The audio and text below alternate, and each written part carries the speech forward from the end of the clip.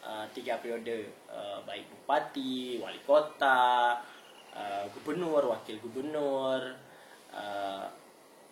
presiden, wakil presiden. Karena itu tidak boleh di konstitusi kita lah 3 periode. Tapi sebagian orang, sebagian elit politik mendesak bahwa revisi konstitusi untuk memuluskan 3 periode. Jadi itu salah satulah memperkosa konstitusi kita untuk kepentingan elit politik.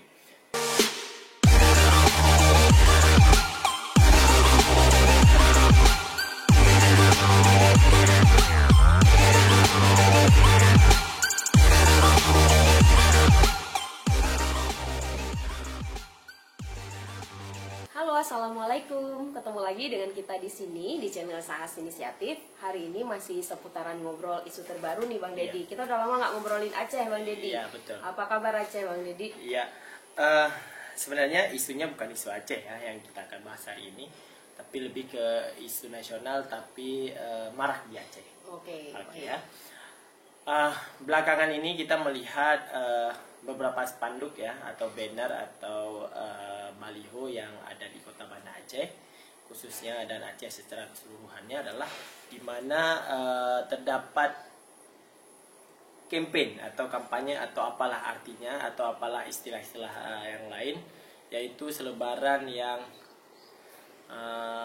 menampakkan atau isinya adalah bersatu kita teguh, bercerai kita runtuh, itu dengan foto Jokowi dan Prabowo ya, disanding berdua ya. Sepertinya saya melihat adalah ini isu nasional, di mana beberapa pengamat politik dan beberapa elit politik di Jakarta sangat gencar ya menduetkan Jokowi nama Prabowo di masa 3 periode Jokowi ya.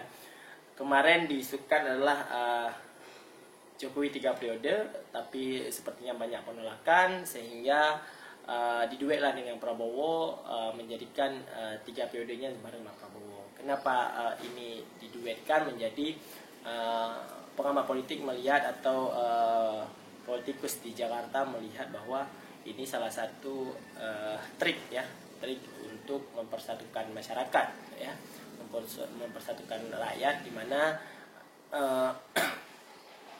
pemilu tahun yang lalu terjadi perpecahan antara kubu Prabowo dan kubu Jokowi, sehingga tahun ini melihat 2014 ini ya digabung menjadi dua ya, menjadilah kampanye. Kalau kita melihat lagi adalah secara konstitusi ya, konstitusi kita melarang ya, atau mengharamkan atau apalah istilah lainnya, yaitu tentang 3 periode, baik bupati, wali kota, gubernur, wakil gubernur, presiden, wakil presiden. Karena itu tidak boleh di konstitusi kita lah 3 periode. Tapi sebagian orang, sebagian elit politik mendesak bahwa revisi konstitusi untuk memuluskan 3 periode. Jadi itu salah satulah memperkosa konstitusi kita untuk kepentingan elit politik. Jadi kita melihatnya adalah memperkosa konstitusi kita, di mana konstitusi itu sudah berjalan puluhan tahun ya, masa Soeharto, masa SBY, masa Megawati, itu sudah berjalan sejak masa reformasi. Tapi kenapa di pemilu 2024 ini mengerucutnya ke 3 periode lagi ya untuk ini. Tapi itulah dinamika politik yang terjadi di sebagian elit untuk memuluskan kekuasaannya, sehingga dia lebih banyak mencari cara bagaimana caranya meloloskan apa yang diinginkan tersebut ya. Jadi di Banda Aceh ini banyak ya, di jalan protokol itu banyak banner dan baliho yang dipajang, terus di jalan-jalan masuk ke daerah juga ada beberapa yang dipajang ya. Malah berita di beberapa portal berita mengatakan adalah ribuan spanduk atau banner yang disebarkan di Kota Banda Aceh untuk campaign tersebut. Tapi kita belum tahu nih siapa yang menaikkan, siapa yang membiayai. Tapi saya rasa bukan di Aceh aja ya. Ada beberapa, saya kemarin men-search beberapa berita juga menyebutkan bahwa nggak di Aceh aja, tapi di kota-kota lain juga masif kampanye tersebut ya. Saya rasa tidak sedikit uang yang harus dibakar untuk campaign ini ya. Tapi saya melihatnya adalah ada desain besar untuk campaign tersebut. Tapi kita juga melihat seberapa urgensi Jokowi 3 periode ya kan. Kita maunya regenerasi, tapi ya nggak tahu elit-elit memikirkan bagaimana. Kalau misal dua kubu tadi bersatu jadi satu ya, kalau misal kita bilang teorinya ya makin besar gitu kekuatannya, ya nggak sih Bang Deddy, makin powerful mungkin. Cuma tanggapan masyarakat gimana? Powerful kalau terjadi cuma itu satu kandidat, tapi kalau ada kandidat lain pasti akan terbelah lagi. Tidak ada istilahnya powerful. Contohnya kita beberapa pilkada yang melawan kota kosong juga ada yang di Makassar yang menang adalah kota kosong begitu ya. Ada juga yang kota kosong sama si calon tunggal. Tapi juga terjadi hampir calon tunggal kalah ya. Ada juga yang menang, memang banyak yang menang kan, tapi yang satu kalau nggak salah saya Makassar yang kalah sama kota kosong. Itu menandakan bahwa biarpun digabung akan menjadi pecah juga, karena kan ada pro dan ada kontra ya. Yang nama juga hidup bermasyarakat dan hidup di dunia ini ada pro dan kontra, sehingga beberapa contoh yang kita melihat ya, biarpun bergabungnya dua kubu yang besar ini belum tentu juga akan bersatu teguh ya. Perpolitikan di Indonesia akan selalu ada kelompok-kelompok lagi gitu ya Bang Deddy ya? Iya, akan ada. Karena kenapa?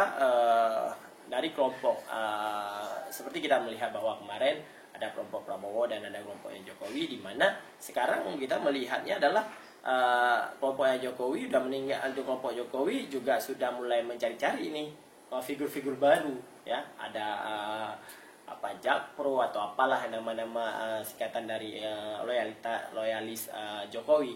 Terus dari Prabowo sudah ditinggalkan Prabowo-nya, dikarenakan Prabowo merasa pendukungnya dikhianatin. Masa calon presiden menjadikan dia sebagai menteri? Itu ya pemikiran orang awam. Tapi kan Prabowo punya pemikiran sendiri. Dia mau berbakti pada nusa dan bangsa, mau segala sesuatu bisa dibuat oleh bangsa dan negara selama masih dia hidup. Terus sesudah Prabowo masuk ke dalam kabinet Jokowi, selang beberapa tahun masuk lagi si Sandiaga Uno di dalam pemerintahan.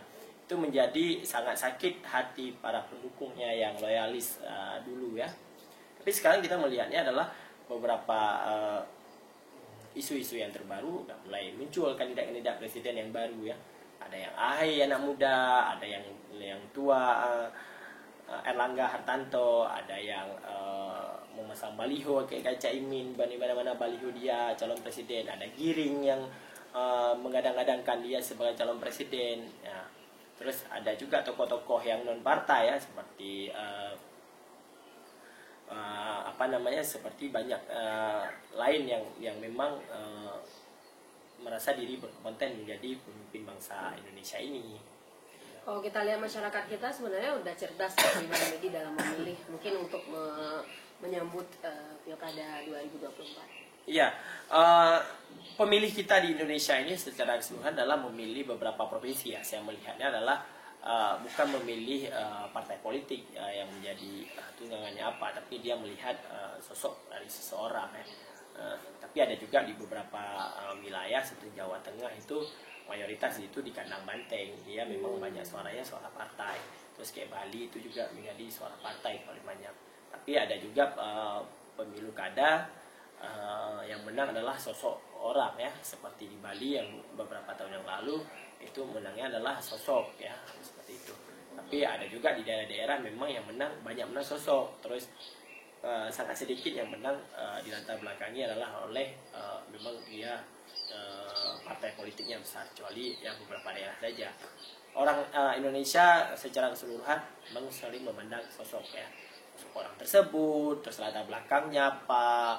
Memang semakin canggih informasi sekarang mudah didapat, sehingga banyak hal-hal yang bisa dipelajari oleh seseorang kandidat. Itu mulai dari wali kota, bupati, gubernur, wakil gubernur, maupun pemilihan legislatif ya. Di 2024 ini kita memilih semua ya, mulai dari presiden, legislatif, terus pemilu kada. Jadi ada 3 tahap pemilu kada di tahun 2024 ini. Berarti menarik ya Bang Deddy, karena harus concern juga orang-orang dalam membangun karakter diri gitu ya, kalau ingin jadi pemimpin dan dipilih. Begitu ya Bang Deddy? Iya, di Aceh memang harus kental ya, kental dalam artian figur ya, seperti misalnya artis yang masuk ke dalam partai politik. Ada artis memang ada berkompeten tapi dia tenar di itu ya terpilih. Ada juga yang artis-artis memang tenar tapi tidak terpilih. Jadi ada 2 sisi yang hal memang harus kita pisahkan ya. Terus di Aceh juga belakangan ini sudah mulai artis-artis lokal untuk terjun di partai politik. Sekarang malah ada lagi selebgram ya, TikToker, YouTuber, itu udah masuk ke ranah partai politik. Jadi itu dinamika dalam perpolitikan di Aceh ya. Tapi kita ya sebagai orang awam mengatakan bahwa ya sebanyak mungkin orang maju dalam pemilu kada itu, semakin banyak referensi yang bisa kita lihat dari figur-figur yang memang bekerja untuk rakyat di parlemen maupun di legislatif maupun di eksekutif ya. Tapi ya itu cuma sebatas harapan ya. Ya dikarenakan ya kita menaik daripada partai politik, pasti ada kepentingan-kepentingan yang lebih besar daripada kepentingan-kepentingan yang lain. Jadi makin banyak pilihan, kemungkinan masyarakat kita juga makin terbuka pikirannya gitu ya, bahwa ada banyak pilihan yang untuk dipilih. Hanya tinggal teman-teman SAS nih yang mungkin akan jadi pemilih ya, kebanyakan ya, pasti ini di atas 17 tahun, yang harus lebih selektif, cerdas, dan lihat sosoknya gitu. Itu penting ya Bang Deddy ya, selain partai di belakangnya. Terima kasih ya sudah ngikutin, semoga kita masih punya waktu untuk ngobrol-ngobrol lagi. Terima kasih, Assalamualaikum, see you.